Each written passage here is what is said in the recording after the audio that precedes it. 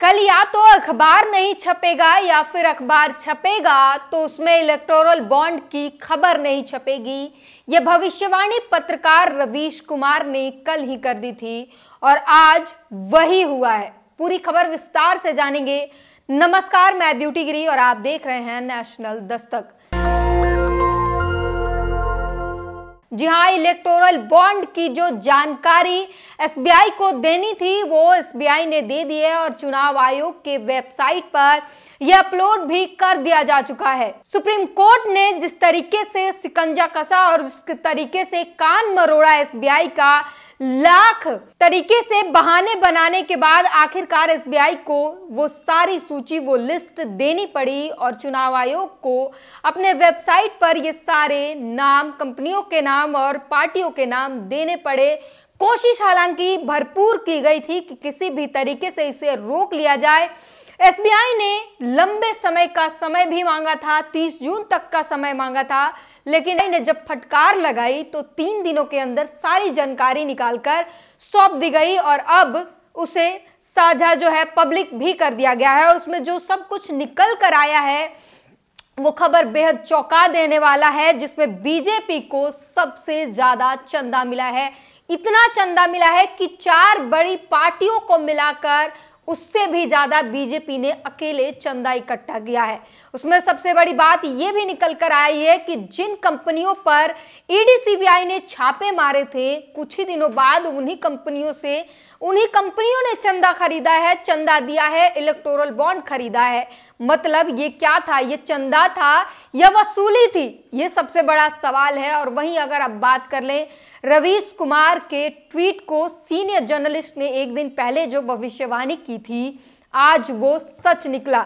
रवीश कुमार ने लिखा था, कल क्या होगा, या तो अखबार नहीं छपेगा या अखबारों में इलेक्टोरल बॉन्ड की खबर नहीं छपेगी, या 2 रुपये पेट्रोल सस्ता पहली हेडलाइन होगी, या एक देश एक चुनाव पहली खबर होगी।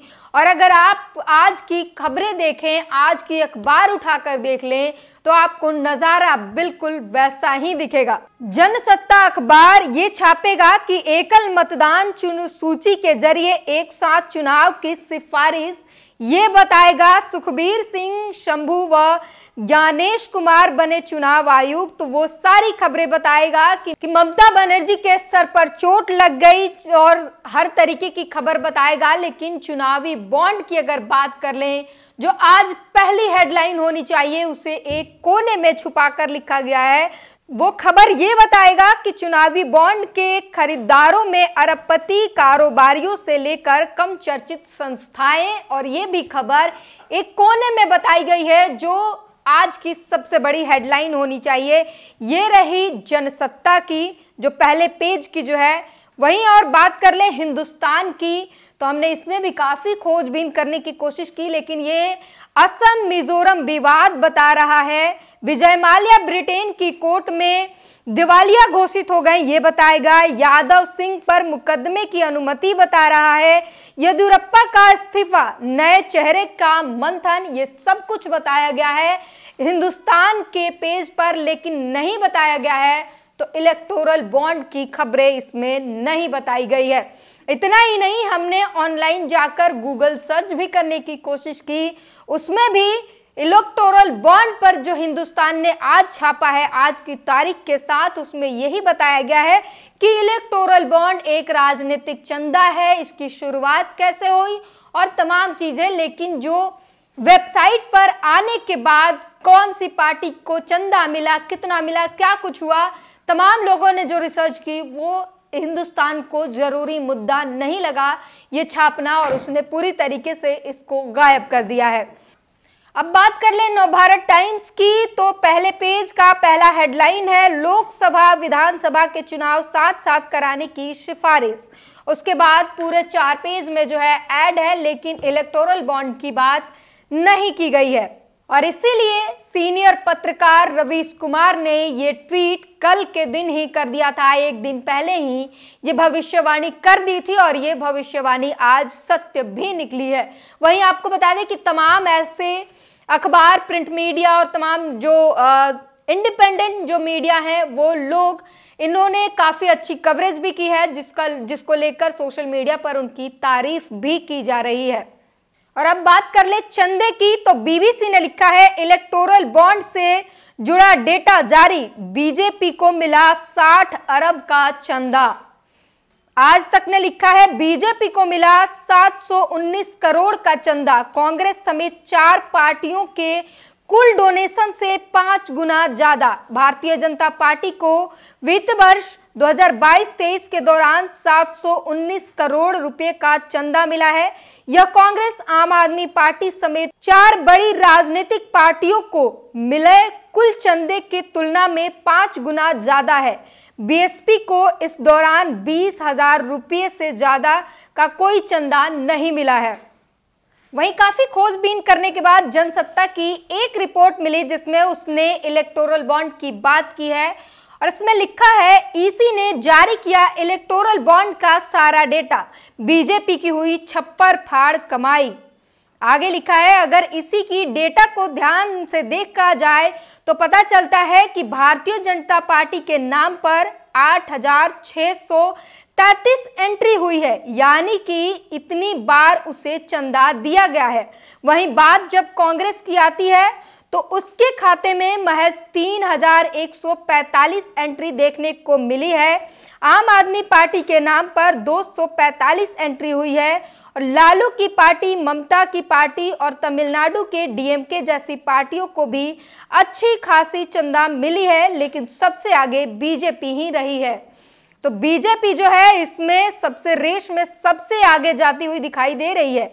वहीं अमर उजाला ने छापा है एनडीआर की रिपोर्ट में है ये दावा, 16,518 करोड़ रुपए के कुल 28,030 चुनावी बॉन्ड बेचे गए हैं। भाजपा को 6,566 करोड़ रुपया मिला है, कांग्रेस को 1,123 करोड़।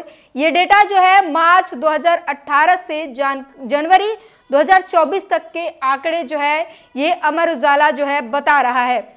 वहीं आर्टिकल 19 ने भी ट्वीट करके बताया है ईडी और आईटी के छापे मरवाकर भाजपा की ज्यादा चंदे की उगाही, और उसके बाद उन्होंने फोटो साझा किया है, उसमें आंकड़े के माध्यम से बताया है कि किसको कितना चंदा मिला है और इस रेस में सबसे आगे बीजेपी है। और इसी के साथ एक और खबर चल रही है, वो है कि इसमें तमाम वो कंपनियों का नाम भी आ रहा है जो पाकिस्तान और चीन के जो है कंपनी है, उनसे भी बीजेपी को चंदा मिला और उस पर बहुत बड़ा एक सवाल खड़ा हो गया है। सोशल मीडिया पर लोग लगातार लिख रहे हैं और सवाल कर रहे हैं कि आखिर ये किसी और ने लिया होता तो इस वक्त ईडी सीबीआई जो है वो बेहद एक्टिव हो गई होती और इस वक्त देश में भूचाल आया होता।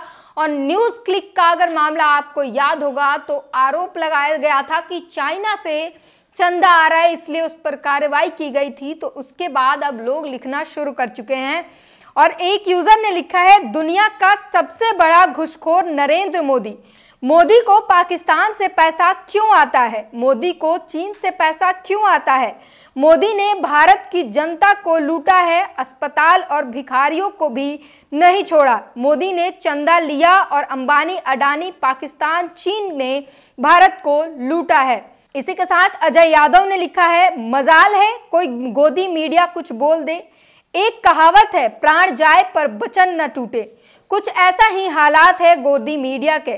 पहले वचन दे चुके हैं कि मोदी सरकार के खिलाफ बोलेंगे नहीं और अब उसका पालन अच्छे से निर्वहन करते हुए नजर आ रहे हैं। वही बात है जो रवीश कुमार ने कहा था कि अखबारें जो है नहीं छापेंगी और तमाम जो मीडिया है, अगर ये इस रेस में कोई और पार्टी होती बीजेपी के अलावा तो इस वक्त भूचाल आ गया होता मीडिया इंडस्ट्री में, पूरे देश में सारी एजेंसियां जो है वो एक्टिव हो चुकी होती, लेकिन क्योंकि बीजेपी का नाम है तो सब कुछ शांति है। प्रियांशु कुशवाहा ने लिखा है चंदाखोरी जब हद से ज्यादा बढ़ जाए, चंदे के एवज में मुनाफा देने का धंधा शुरू हो जाए, चंदा ना देने पर सीबीआई ईडी के रेड मरवाए जाए, तब वो चंदा नहीं रंगदारी है, रंगदारी मंगवाना चोरू चक्के का काम है, नरेंद्र मोदी चंदा चोर है। और आगे प्रियांशु कुशवाहा ने ही आगे लिखा है, धैर्य रखिए अभी और खुलासे होंगे। आज सुप्रीम कोर्ट ने चंदे के धंधे पर सुनवाई करते हुए चीफ जस्टिस डीवाई चंद्रचूड़ ने एसबीआई को जमकर फटकार लगाई है। सीजेआई बोले, पूरा मिलान करके बताओ किसने किससे चंदा दिया, किसने किससे चंदा लिया। अब अगली सुनवाई सोमवार को होगी। वहीं न्यूज 24 ने भी ट्वीट किया है, आपने बॉन्ड नंबर डिस्क्लोज नहीं किया, हमने सब डिटेल देने को कहा था। इलेक्टोरल बॉन्ड पर सुप्रीम कोर्ट ने एसबीआई से पूछा और अगली सुनवाई एक बार फिर सोमवार को की जाएगी। नितिन कुमार यादव लिख रहे हैं, सीजेआई चंद्रचूड़ चंदे के धंधे का एक ऐसा रेशा खोलने में दिशा में बढ़ चले हैं, एसबीआई को आज फिर से फटकार पड़ी है। बोला है, पूरा मिलान करके बताओ किसने किसे चंदा दिया, किसने किससे चंदा लिया। सोमवार को फिर सुनवाई होगी। बख्शने के मूड में कतई नहीं है। वहीं आदर्श यादव ने लिखा है, सीजेआई चंद्रचूड़ जी भविष्य में लंबे समय तक याद किए जाएंगे। देश की सत्ता पर बैठे लुटेरों को सबक सिखाता हुआ एक नायाब हीरो एसबीआई की धोती खोल रहा है। अभी टाइम नहीं है, लंच का टाइम है, अब हिसाब वसूला जाएगा।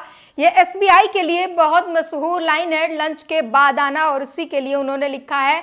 और अब जो है ये तमाम बातें कही जा रही है। आज ट्विटर पर अगर आप जाकर देखें, नरेंद्र मोदी चंदा चोर है, मोदी चंदा चोर जैसे चीजें जो है आज ट्रेंड कर रही है। 1 नंबर और 2 नंबर पे ये लगातार चल रही है।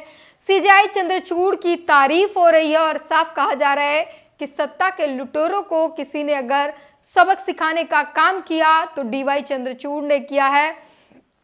वहीं इनको लंबे समय तक याद रखा जाएगा। और रवीश कुमार ने जो भविष्यवाणी की उसमें कितनी सच्चाई आपको देखने को मिली, आप अपनी प्रतिक्रिया हमें जरूर बताएं। आपने क्या कुछ देखा अखबारों में, खबरों में, कितना इलेक्टोरल बॉन्ड के बारे में खबरें सुनी, हमें जरूर बताइए। धन्यवाद। नेशनल दस्तक की आपसे गुजारिश है कि अगर इसको बचाना चाहते हैं तो नेशनल दस्तक को सब्सक्राइब करने के लिए रेड कलर के सब्सक्राइब बटन को दबाएं, फिर बेल आइकन की घंटी दबाएं। नेशनल दस्तक को बचाने के लिए बहुत जरूरी है कि हर खबर को शेयर करें, लाइक करें, कमेंट जरूर करें।